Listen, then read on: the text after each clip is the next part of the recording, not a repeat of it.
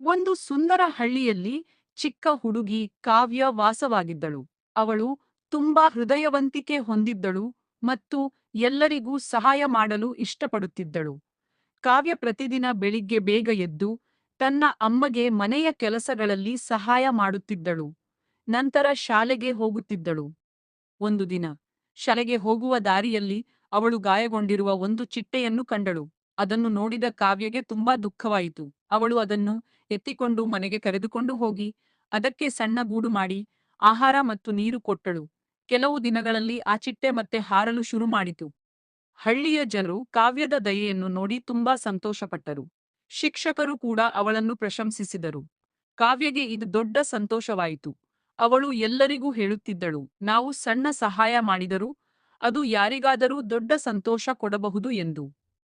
ಆ ದಿನದಿಂದ ಹಳ್ಳಿಯ ಎಲ್ಲ ಮಕ್ಕಳು ಕೂಡ ಕಾವ್ಯನಂತೆ ಸಹಾಯ ಮಾಡುವ ಗುಣವನ್ನು ಕಲಿತರು. ಕಾವ್ಯ ಒಂದು ಸಣ್ಣ ಹುಡುಗಿಯಾಗಿದ್ದರೂ ಅವಳ ಹೃದಯ ದೊಡ್ಡದಾಗಿತ್ತು.